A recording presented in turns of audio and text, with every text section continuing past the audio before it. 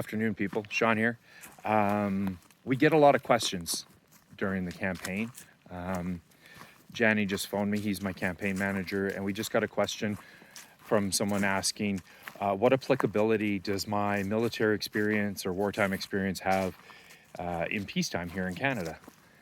And first, I question the presupposition that we are in peacetime, but that's another story for another day. Anyways, I just thought I'd tell you a little bit about what I did over there and some things that I found out recently about the results of that. So I deployed to Afghanistan in 2009, 2010. I was second in command of a tactical psychological operations team working with the Canadian Battle Group. And we had a variety of different missions. We did intimidation operations and intelligence gathering. I worked a lot with the American Special Forces doing human terrain analysis. We kind of met this group of guys over there and we hit it off and we worked together. And I loved it. Like, it was a lot of fun. It was super interesting. And it was pretty much my first time out of Western culture. And I wasn't a 20-year-old private, I was a master corporal. I was in my 30s, and I thought that I had a pretty good idea of what I would experience over there. And like everyone who goes to war, I think that that assumption is quickly smashed as soon as you get there. And the level of ridiculousness, it was hard to wrap your head around.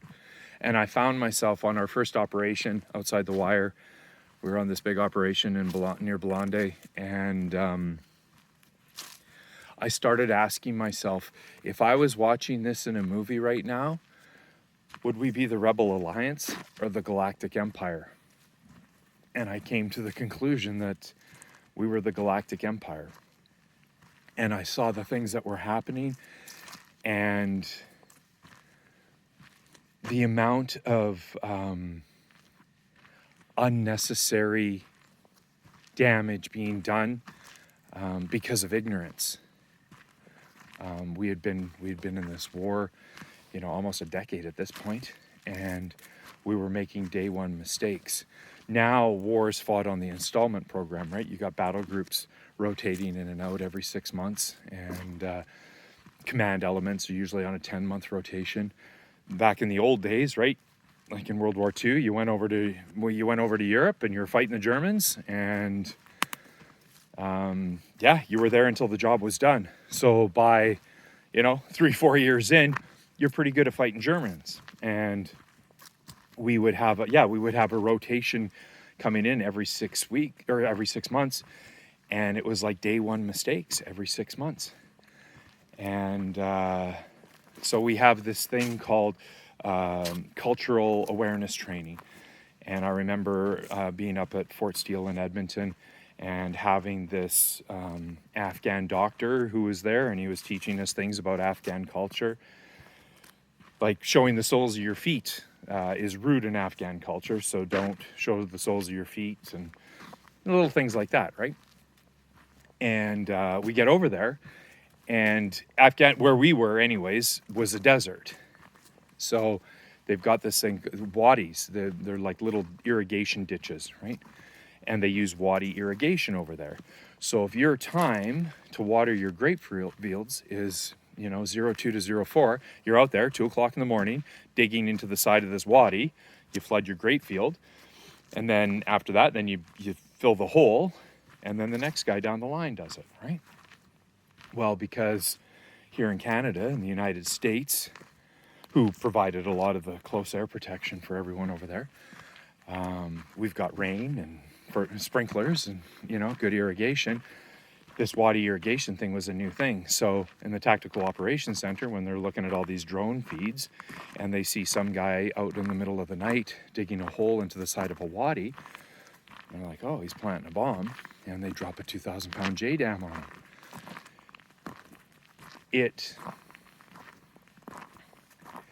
It was quite frustrating seeing these things happen because of simple misunderstandings in a very complex system. So my team and I, we decided that we would turn our fight against the Canadians and do an awareness campaign. So every platoon commander, section commander, company commander that we ran into, it would be like, hey, this is how water irrigation works. This is what's doing. Stop dropping bombs on farmers, right? And within a couple weeks, we started hearing that rant come back to us, right? At the beginning, we got a lot of confused look. It's like, why is this Master Corporal yelling at me? But we got the point across, right? And then in typical Canadian Army fashion, we went the other way, where now it's like, okay, we got eyes on this guy's putting a device in the hole. Can we engage? And they'd have to get a group of lawyers together and try to figure out, oh, are we going to allow them to drop a bomb on these guys? And then by the time they come up to with a decision, right, it's like, all right, you've got permission to engage. And it's like, oh, that guy screwed off half an hour ago. And then we drive over it the next day. Like, it was just, like I said, the level of ridiculousness was hard to take. But our efforts there, right, we noticed a change. And it was a big war, and we didn't see very much of it. But when I went back in 2019, to do my officer training, I had to do a speech, just a 5-minute presentation to our officer course, and I wanted to do something that I was passionate about, so I chose the topic of theater-specific, the importance of theater-specific cultural awareness. And I told this story, and in the preparation for my speech, I started going through the books. And looking at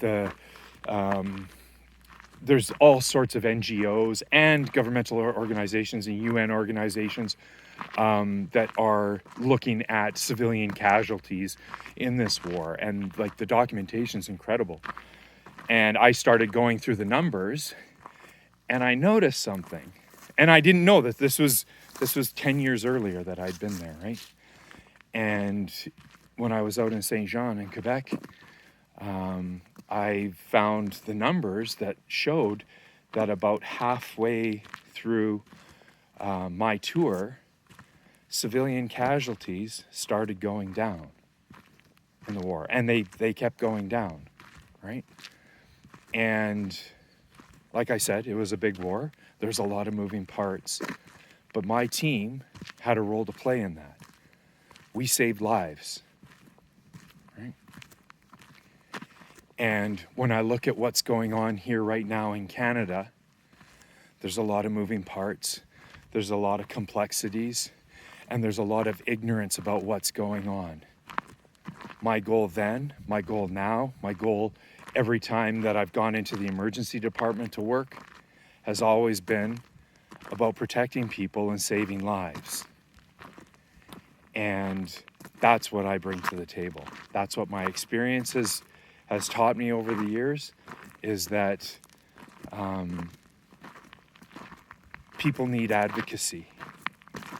And I see that disappearing. And I just, like, it's so weird. The amount of hate, we just had an all candidates forum, and I run into these people and I'm confronted, and you can just feel it coming off them. And it's like, it's weird. Like, I feel like I'm Paul Revere, riding through town saying, hey, the British are coming. And everyone's like, the British are a conspiracy theory. You're a hateful person, you racist. Like, it doesn't make sense. This apparent blindness to what's going on around us. I see threats. That's why I got involved politically. That's why I said the things that I did that cost me my job in nursing, right? And I'm going to continue to do that. This situation that we find ourselves in, and people's apparent inability to recognize the predicament that we are in, it's frustrating, because everyone that's speaking up and trying to tell them, they're getting hammered, right? Like the further your society moves away from truth, the more they hammer those that speak it.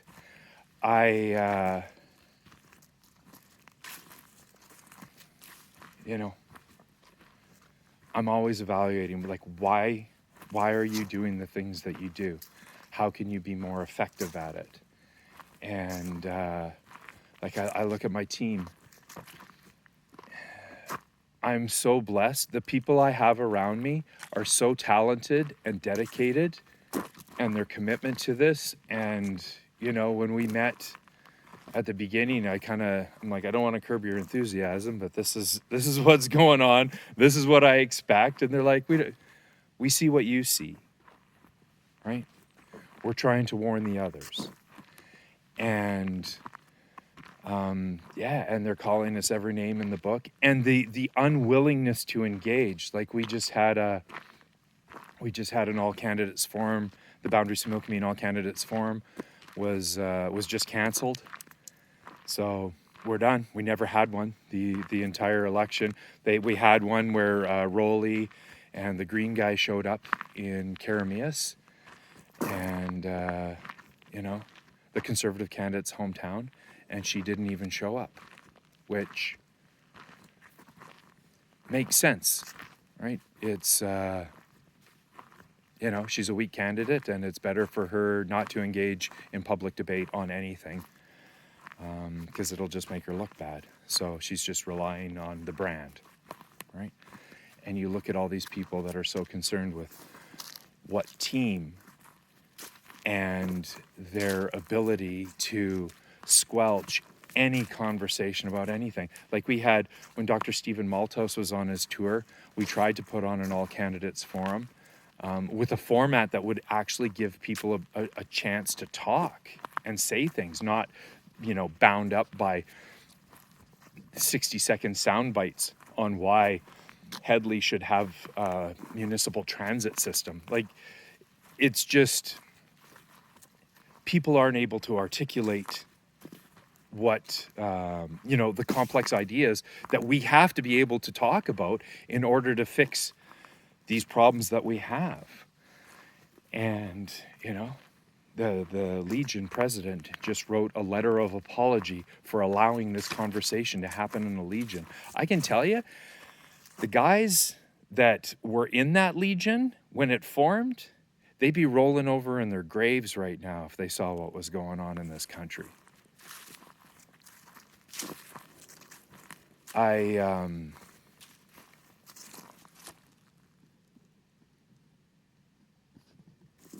I'm supposed to keep these videos short, but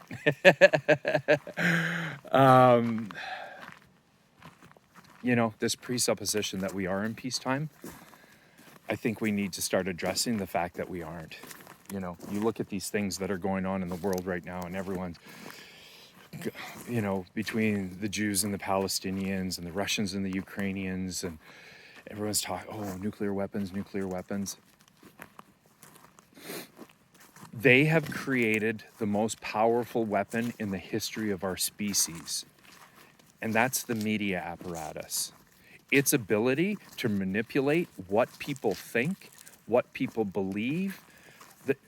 We have been fractured like at no time in our history, right? You look, what makes a strong society? God, family, nation. And this is an all-out assault on all of those. This COVID-19 silliness that we went through for the last 3 years, it has driven a wedge between the strongest social bonds that we have. They've fractured family. You look at the family court system in this country. You look at our public education system in this country.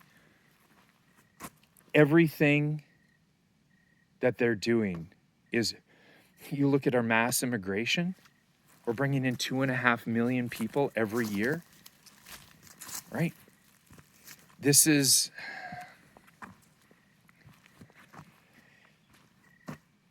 the inability for people to see this confounds me, right? And I'm trying to alert people to what's being done. And this incessant gaslighting and people telling, no, it's not being done. It's like, okay, the British Columbian government is waging an opium war on its own people. No, it's safe supply. Okay, call it what you will. They got these little catchy phrases to be able to market these things. But think about what's being done right now. We have got a government that is dumping massive amounts of opium on the street when the leading cause of death from 15 to 59-year-olds in this province is opioid overdose. Right? We've got a public education system that sexualizes children, introduces gender confusion, promotes these, toxic ideologies, encourages people to use hormone blockers. Like this, if this had happened just 10 short years ago, people, or you even mentioned something like this, people were like, you're insane. Now this is commonplace. You look at the social decay that is on display in our province, the homeless situation in all of our urban centers. It's astounding that people seem blind to this. And at the same time, I'm so full of hope, right? Like, we're talking about terrible things here, but at the same time, like yesterday, I was in Oliver and talking with someone who's building a blockchain platform for healthcare delivery that's going to be global. Like, these things are happening and no one's talking about it. Like, because I've been in this fight for the last 6 years, I'm privy to things that most people don't see. And because I'm going everywhere, I'm talking to people, like I'm running into people all over the place that have come to the same conclusions. They're actively trying to change things for the better and protect people that are, determined on hating them for it. And it's out of ignorance. It's out of ignorance, spiritual blindness, whatever you want to call it. But when we talk about all these crises that we face, I'm filled with hope because there is an awakening going on. And we keep saying this, but I see it. I see it. And I'm not saying that we're going to be able to avoid everything that's coming, but I see people that are dedicated, they're talented, and they're working very, very hard for you in spite of your slander, your ridicule, and just all-out aggression against them. Right? I want you to ask yourself, right? If you were in a movie right now, what would you be? The Rebel Alliance or the Galactic Empire? Right? The lack of empathy that I see, the apathy, the nihilism, right?